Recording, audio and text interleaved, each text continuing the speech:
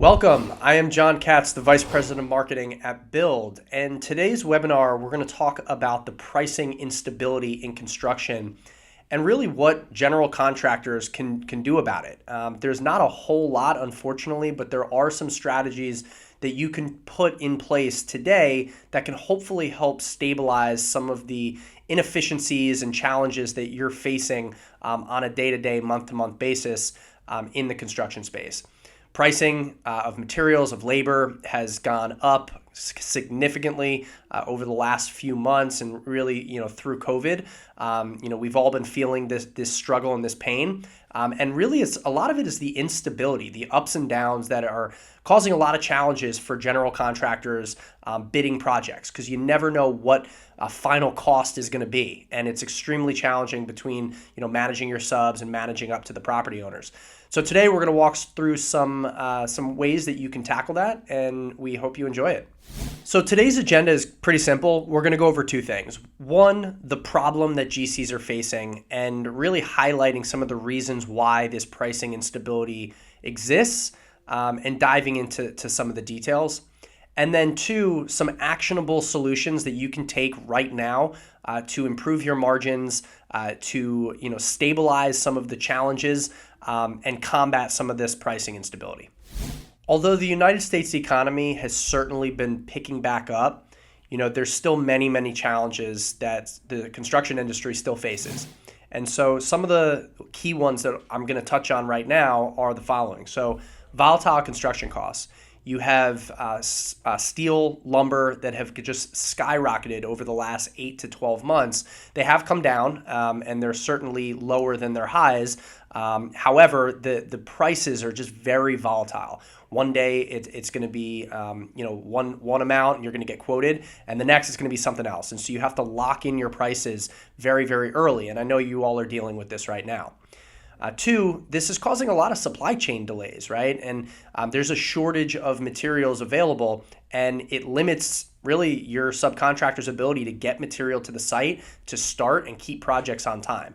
This is a huge challenge that you're going to have to, and you need to overcome, for your property owners. There's an extreme labor shortage, which, no getting around this. Unfortunately, there's a shortage of skilled labor in the trades, and this is impacting the construction space. So what are some ways that you as a general contractor can attack that?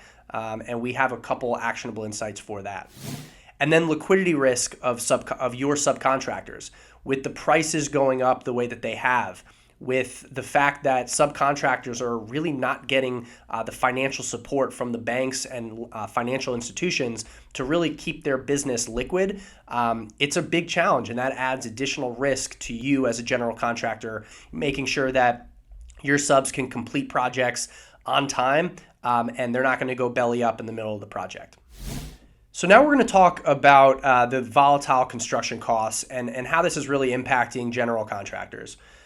Construction costs have really gone up over the last year and a half. Since April of 2020.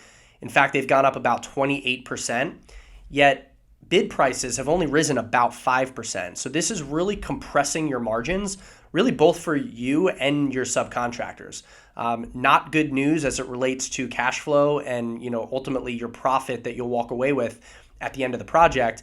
But in an already thin margin type business, having thinner margins where your material costs are going up and labor costs is really not good. So how are we going to handle that? We'll get into that in a little bit.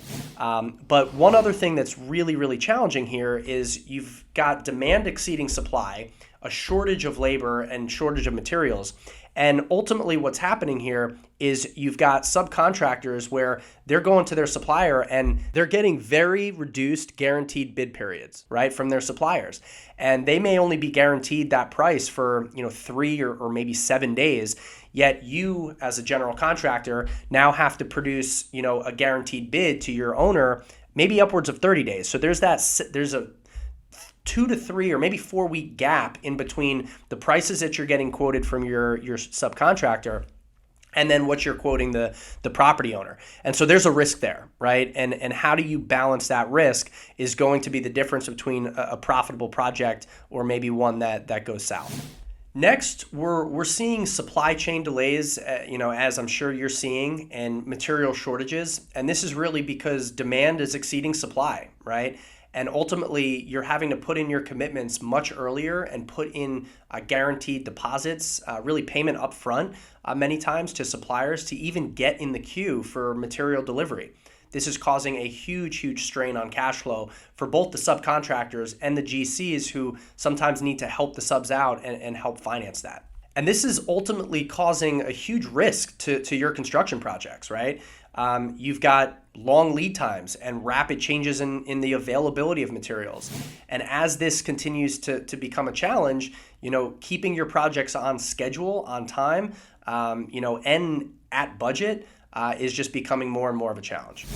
Next, we'll talk a little bit here about the labor shortage and how it's causing a lot of challenges within the construction industry. And again, this is no surprise to you as a general contractor, but this is a big problem that needs to be addressed. You've got an additional 430,000 workers that need to be added to the workforce in construction by the end of 2021.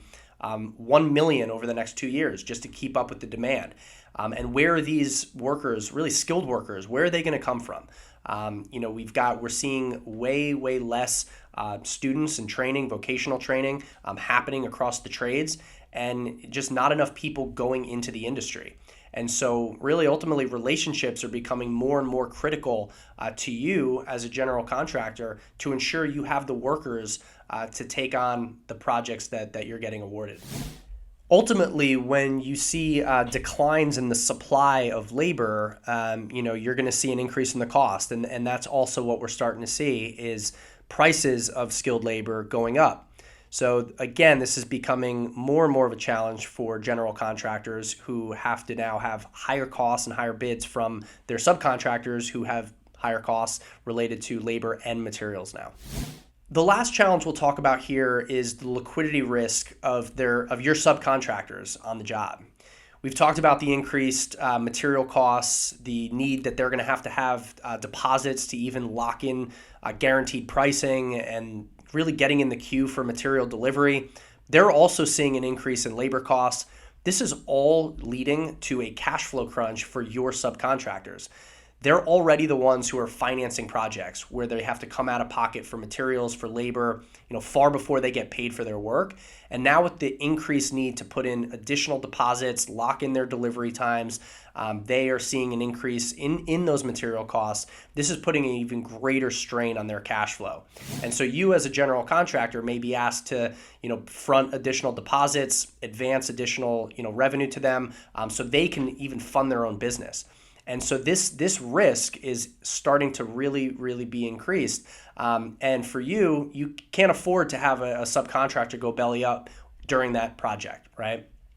There's a high cost to having to replace them. And so the liquidity risk of your subcontractors is increasing, and you'll have to figure out a way to handle that. To overcome some of these challenges, you as a general contractor need to stand out amongst other general contractors in your area, right? And some of the ways that you can do that is one, by maintaining and building really strong relationships with your subcontractors.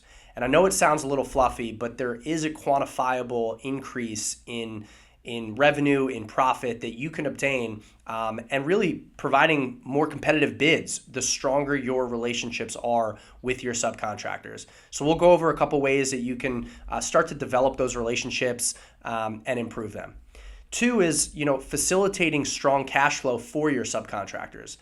The better their cash position, the less they're going to come to you needing deposits, needing advances, the less you're then going to need to go push your property owners to pay early to help kind of facilitate that cash flow and the liquidity in the project. And so the stronger their cash flow is, the more they can focus on their work, the quality of that work, and delivering a great product. And lastly, prioritizing job site safety is critical. And there is a quantifiable benefit to having additional job site safety, right? One is you'll have lower insurance costs, you'll have less claims. And so you will see financial benefits when you do prioritize job site safety. But additionally, you're going to get projects done quicker. There's going to be less accidents or pauses or delays to projects. And ultimately, when that happens, again, your relationships continue to get built when there's trust between you and your subs that you're providing a safe environment for them to do their work. So we're going to talk a little bit about developing the relationships with your subcontractors and building trust. And I know that this section can sound a little fluffy, and there's no real playbook for necessarily what I'm about to say, but I'll give you an example of a really, really powerful story that I recently heard that can make a huge impact on the trust and relationship that you build with your subcontractors. So I was at a AGC event a couple weeks back, and one of the general contractors I was speaking to mentioned that a member of his electrical crew, his wife had unfortunately cancer.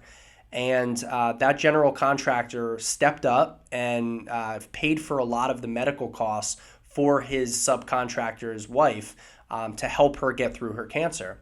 And every other subcontractor on that project took notice and will run through a wall for that general contractor. They will show up on time every single time. If there's ever another another general contractor that tries to increase the price and steal them away for another project, they're not going, right? They've got loyalty to that general contractor. So obviously we want to do the right humane thing in situations like that. And I don't think that general contractor necessarily did that because of the relationship side. He did it because he felt it was the right thing. But ultimately, these are things where if you really truly look after your crew and the trades and the different subcontractors that you work with, it will have an impact, and it actually will have a quantifiable impact on your bottom line. Strong relationships also, really give you a competitive edge when you're bidding on bid day, right? A subcontractor that you have a lot of trust with is going to come in with a much, much stronger bid for you and give you a competitive advantage during bid day, right? If you pay them on time, if you have that strong relationship, they trust you, they're going to give you a better price than they may give the general contractor down the road. And so you do get advantages by building these relationships, building this trust, paying on time, doing all the little things that really make a difference. You'll see that kind of play out for yourself on bid day.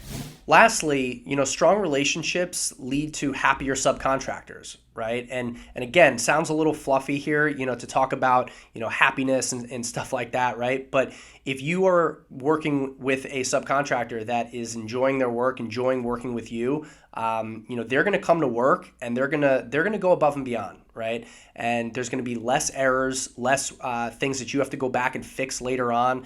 And ultimately that leads to a happier client down the line, right? Things are going to get done correctly, less change orders, ultimately a lower project cost for the property owner. And so the strong relationships really do come around full circle. They help on pricing. They help on getting things done fast. They help with, guaranteeing your subs are going to show up to the job site every day, ready to work and happy. And ultimately, it's just going to be a better experience for your property owners and developers. Next, let's talk about facilitating strong cash flow for your subcontractor. Well, I hear this all the time. Whenever I speak to a general contractor, I ask them how quickly they pay their subs, and most general contractors are very optimistic and proud that they pay their subs on time. And they're like, yeah, I pay within 30 days, maybe 45.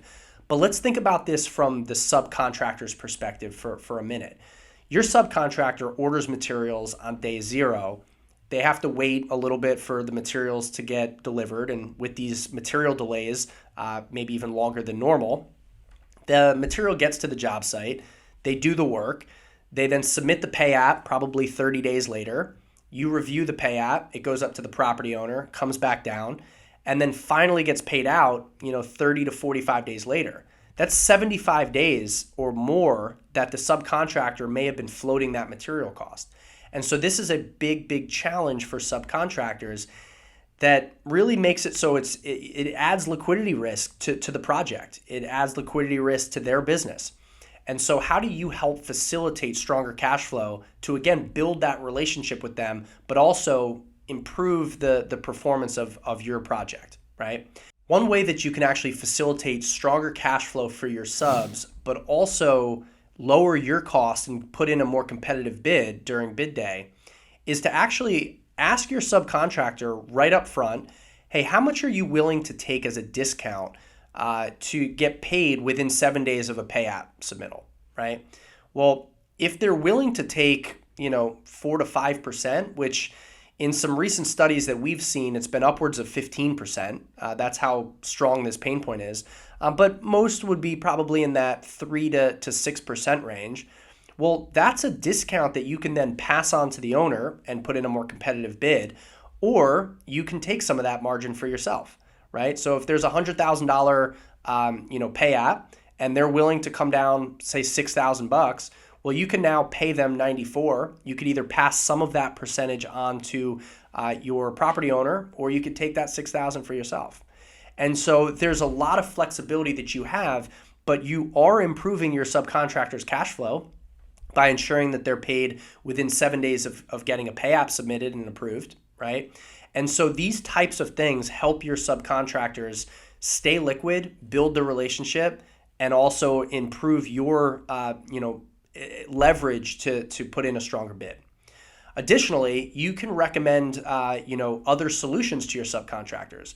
There's solutions like material financing, where your subcontractor now has access to longer payment terms to purchase materials, right? And so in a situation like that, a material financing company will pay for the materials upfront for your subcontractor, allowing them to actually get cash discounts on that material, lock in that price early, and then ultimately extends 120-day terms to the subcontractor, right? And so now they don't have to come out of pocket for materials, which could be 40, 50% of their total contract value, right? They don't have to come out of pocket for that until they're paid for their work. And so now they don't have to come to you for deposits, for advances on some of their pay apps. And so it puts them in a much better cash position. Strong cash flow for your subcontractors ultimately means that your risk is minimized, that they can't complete their work. And that is a really, really important thing for you. Additionally, if your subcontractor has the working capital, the financing, the cash flow, you may not need them to submit a payment and performance bond. And if they don't have a payment and performance bond, it means your cost is lower as well. And so I would encourage you to facilitate strong cash flow for your subs in every way possible.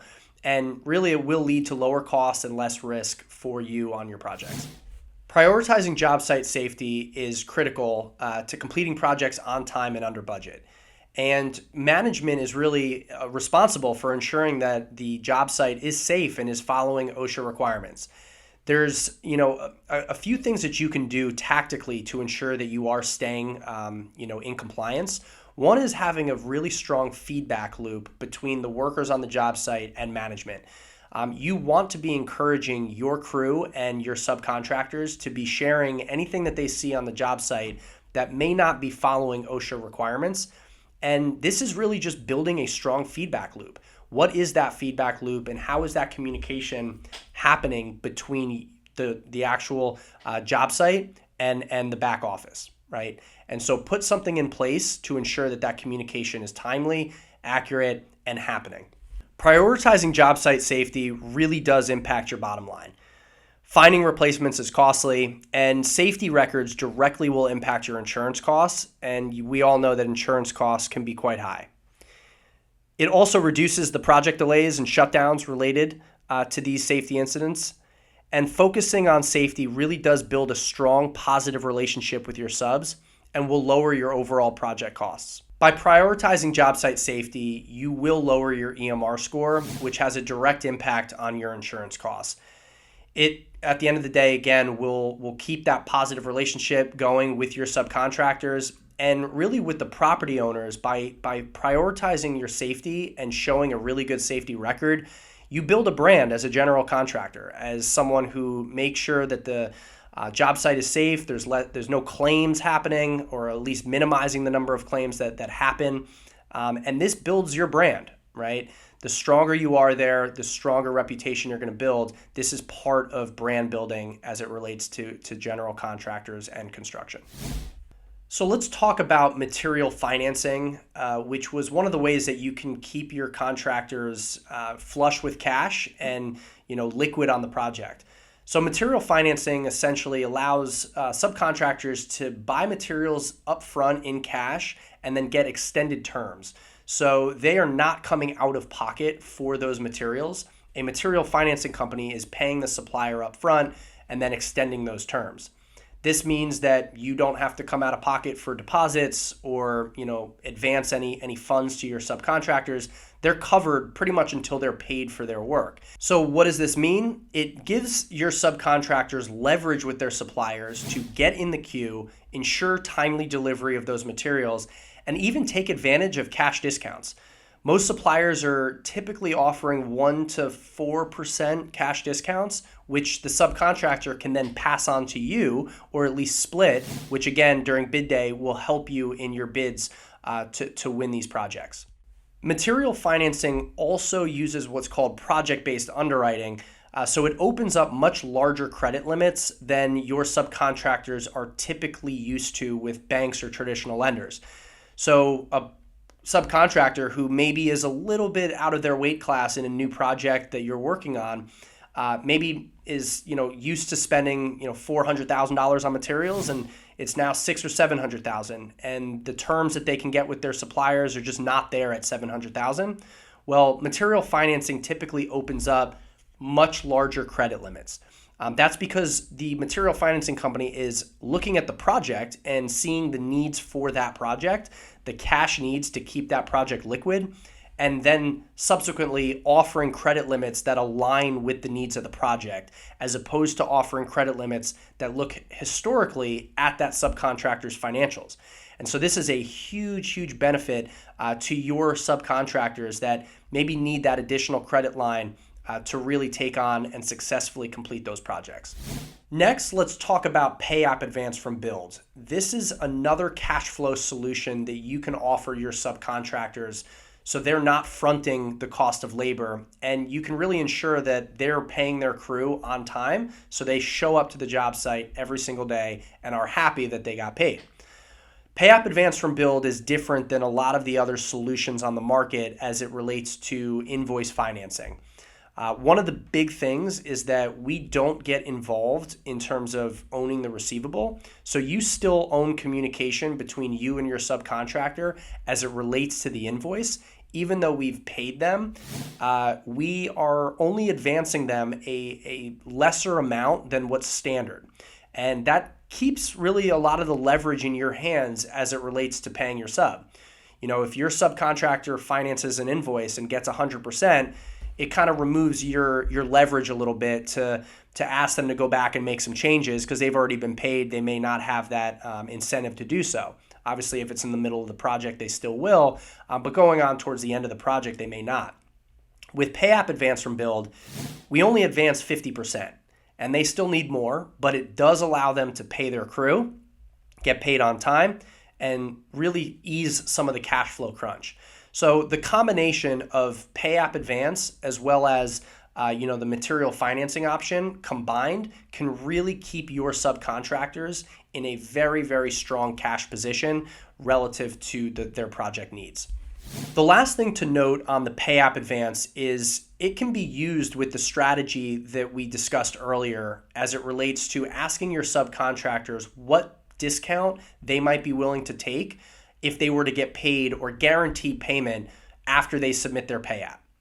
Let's say you talk to your subcontractor and you say, what discount would you take if you could guarantee payment within 7 days? And they say that they'd be willing to take 5%. So now they've submitted a $1 million invoice, and instead of you coming out of pocket before the lender has submitted payment to you of $950,000, well, Build can get involved, and Build can advance that amount of funds directly to the subcontractor. And in that case, there's a $50,000 gap that can be used to, number one, provide a lower bid to and a more competitive bid to the property owner, or two, you could even work in additional margin for yourself there, but all financed through a third party. So it means that you don't have to come out of pocket for that. So these are strategies you can use to maintain strong relationships with your subcontractors. You're guaranteeing payment basically within 7 days or maybe even earlier, which most general contractors are not doing. Two is you don't have to come out of pocket for that. You can work with a third-party financing company to actually take on that risk.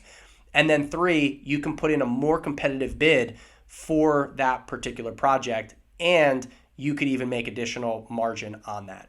So these are some great strategies for you to deploy to continue building those relationships on both sides.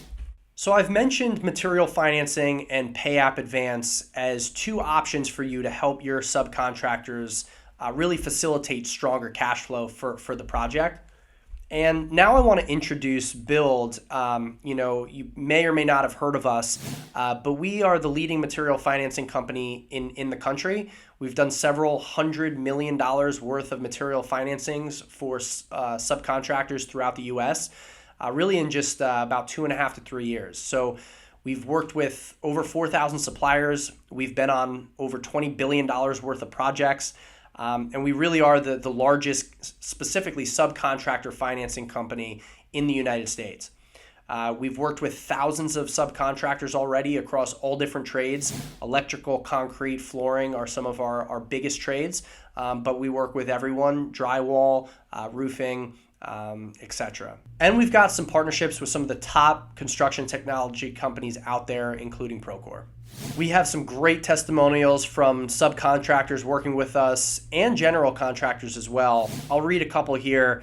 Build is a godsend. With Build, we have a partner that understands the construction industry like no other financing company. Our relationship with Build was one of the best decisions I have made as the owner in the construction industry. That was from Ashley Hernandez from Van Lindo Ironworks. Another one here from Raul Pacheco. I wouldn't be able to keep growing without Build. And that really is ultimately what we hear from our subcontractors, that we help facilitate growth for them. And then lastly, Anthony Barrow, a true financial partner in helping our company grow.